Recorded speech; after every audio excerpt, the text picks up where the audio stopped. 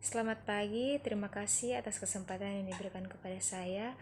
Pada saat ini saya akan memaparkan materi tentang kompartemen dan komposisi cairan tubuh.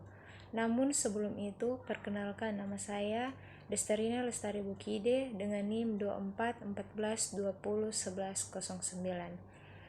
Semester 1, Fakultas Keperawatan, kelas A5, dengan dosen pengampu Mirdoni Sains Solar, Escape MKes. Pengertian. Tubuh manusia dewasa terdiri dari 60% air dan terbagi menjadi kompartemen cairan ekstraseluler dan intraseluler. Cairan ekstraseluler terdapat di luar sel dan membentuk 1/3 dari total air tubuh. Cairan intraseluler terdapat di dalam sel dan membentuk 2/3 dari total air tubuh. Cairan intraseluler dan ekstraseluler dipisahkan menjadi kompartemen oleh membran semipermeabel, dan pengangkutan cairan dan ion dipertahankan oleh saluran di dalam membran sel. Setiap kompartemen mengandung konsentrasi ion dan molekul osmolar yang berbeda. Muatan relatif dan osmolalitas dijaga secara ketat melalui pengakuan air dan zat antara kompartemen. Jenis-jenis kompartemen cairan tubuh. Cairan intraseluler di kompartemen ekstraseluler. Cairan intraseluler, juga dikenal sebagai sitosol, adalah sebuah cairan yang terkandung di dalam sel. Ini adalah matriks tempat organel seluler tersuspensi. Sitosol dan organel bersama-sama membentuk sitoplasma. Membran sel adalah penghalang luar. Pada manusia, kompartemen intraseluler berisi rata-rata sekitar 28 liter atau 6,2 IMP gal 7,4 US gal. Cairan dan dalam keadaan biasa tetap berada dalam kesetimbangan osmotik. Ini mengandung ion magnesium dan sulfat dalam jumlah sedang di dalam inti sel. Kompartemen cairan dan nukleoplasma disebut nukleosol. Cairan ekstraseluler atau CES di kompartemen ekstraseluler. Kompartemen interstital, intravaskuler, dan transseluler terdiri dari kompartemen ekstraseluler. Cairan ekstraseluler atau ECF mengandung sekitar 1/3 dari total air tubuh. Fungsi dasar dari cairan ekstraseluler adalah keseimbangan antara volume ekstrasel yang normal, terutama komponen sirkulasi atau volume intravaskular, adalah hal yang sangat penting. Oleh sebab itu, secara kuantitatif, sodium merupakan kation ekstraseluler terpenting dan merupakan faktor utama dalam menentukan tekanan osmotik dan volume, sedangkan anion utama adalah klorida atau Ci, bikarbon atau HCO3.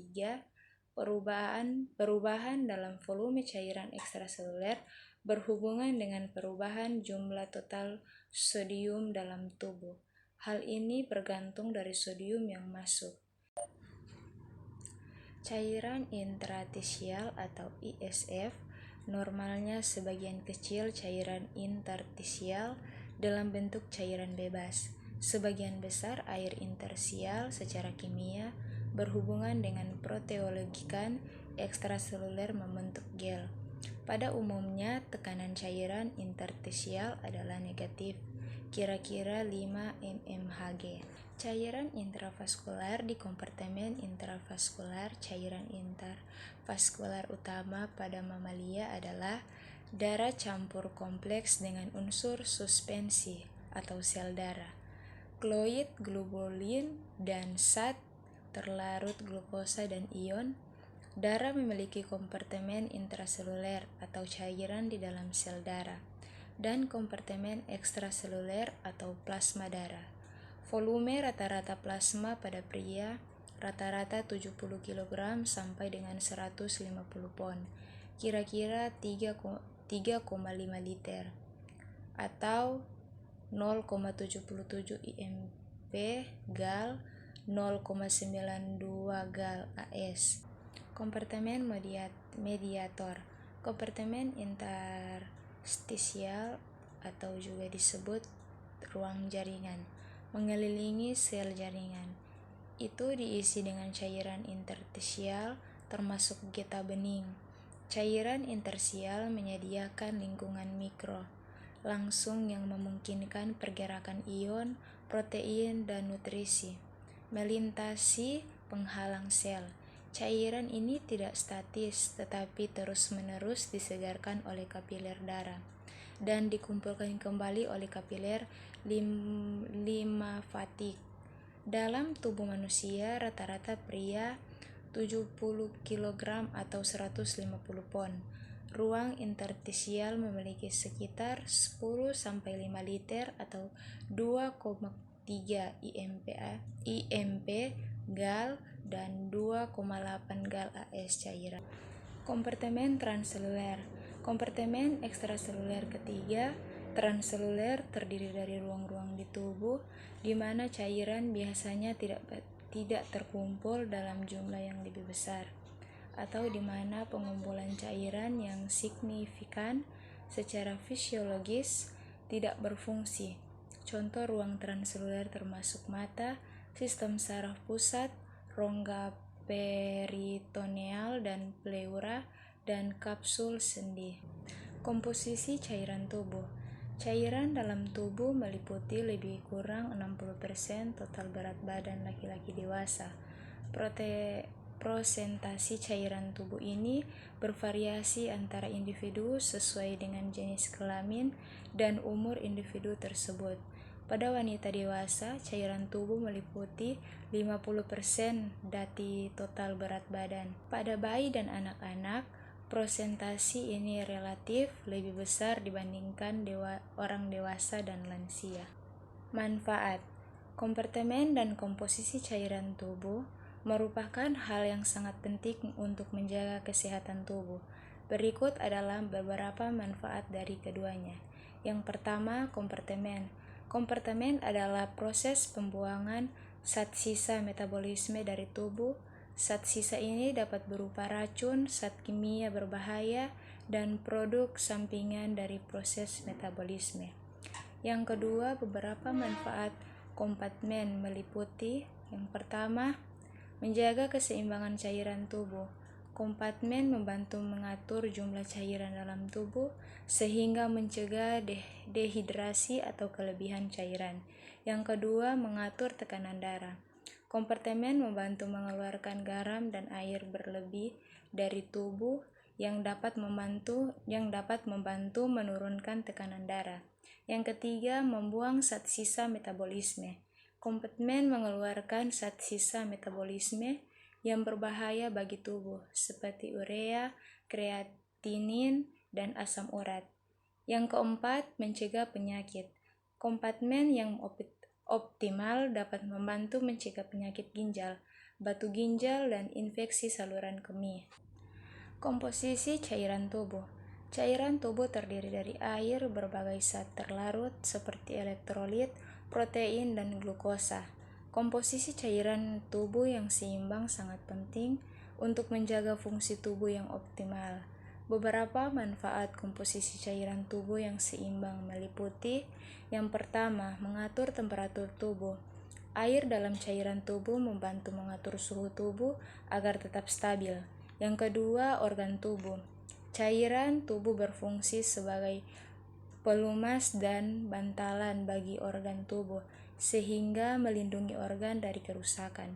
Yang ketiga, membantu proses pencernaan. Cairan tubuh membantu mencerna makanan dan menyerap nutrisi. Yang keempat, mengatur keseimbangan asam basa. Cairan tubuh membantu menjaga keseimbangan asam dalam tubuh sehingga mencegah gangguan kesehatan. Kelebihan dan kekurangan. Berikut adalah uraian mengenai kelebihan dan kekurangan kompartemen dan komposisi cairan tubuh. Kompartemen kelebihan. Yang pertama, menjaga kesehatan. Kompartemen yang optimal membantu membuang racun dan zat sisa metabolisme yang berbahaya, mencegah penyakit seperti batu ginjal, infeksi saluran kemih, dan penyakit ginjal kronis. Yang kedua, menjaga keseimbangan cairan tubuh. Kompartemen membantu mengatur volume dan komposisi cairan tubuh, mencegah dehidrasi atau kelebihan cairan. Yang ketiga, mengatur tekanan darah. Kompartemen membantu mengeluarkan garam dan air berlebih yang dapat membantu menurunkan tekanan darah. Yang keempat, membantu fungsi organ. Kompartemen yang baik membantu menjaga fungsi organ lainnya seperti jantung, paru-paru, dan hati. Yang kelima, gangguan kompartemen. Gangguan kompartemen dapat menyebabkan penumpukan zat sisa metabolisme yang berjuang pada berbagai masalah kesehatan. Risiko infeksi. Gangguan kompartemen dapat meningkatkan risiko infeksi saluran kemih. Dan yang terakhir, penurunan kualitas hidup. Gangguan kompartemen dapat menyebabkan kelelahan, mual, muntah, dan penurunan kualitas hidup. Kelebihan. Yang pertama, menjaga fungsi tubuh. Komposisi cairan tubuh yang seimbang vital untuk membantu menjaga fungsi organ tubuh seperti otak, otot, dan sistem saraf. Yang kedua, mengatur suhu tubuh. Air dalam cairan tubuh membantu mengatur suhu tubuh agar tetap stabil. Yang ketiga, melindungi organ. Cairan tubuh berfungsi sebagai pelumas dan bantalan untuk melindungi organ dari kerusakan. Yang keempat, membantu pencernaan. Cairan tubuh membantu mencerna makanan dan menyerap nutrisi. Kekurangan. Ketidakseimbangan cairan tubuh. Ketidakseimbangan cairan tubuh dapat menyebabkan berbagai masalah kesehatan seperti dehidrasi, edema atau bengkak, dan gangguan elektrolit. Yang kedua, gangguan metabolisme. Ketidakseimbangan cairan tubuh dapat mengganggu metabolisme dan fungsi organ tubuh. Yang ketiga, risiko penyakit. Ketidakseimbangan cairan tubuh dapat meningkatkan risiko penyakit seperti stroke, gagal jantung, dan gangguan ginjal. Kesimpulan, tubuh manusia dewasa terdiri dari sekitar 60% air yang terbagi menjadi dua kompartemen utama, cairan intraseluler 67% dan cairan ekstraseluler 33%. Cairan ekstraseluler dibagi menjadi 3 jenis, cairan intratisial, plasma darah, dan cairan transseluler. Membran semipermeabel memisahkan kedua kompartemen ini dan mengatur pertukaran zat, menjaga keseimbangan osmotik. Air dalam tubuh berfungsi sebagai pelarut, mengatur suhu, dan media transportasi. Komposisi cairan yang seimbang sangat penting untuk fungsi organ dan metabolisme. Ketidakseimbangan cairan dapat menyebabkan masalah kesehatan seperti dehidrasi, edema, dan gangguan organ.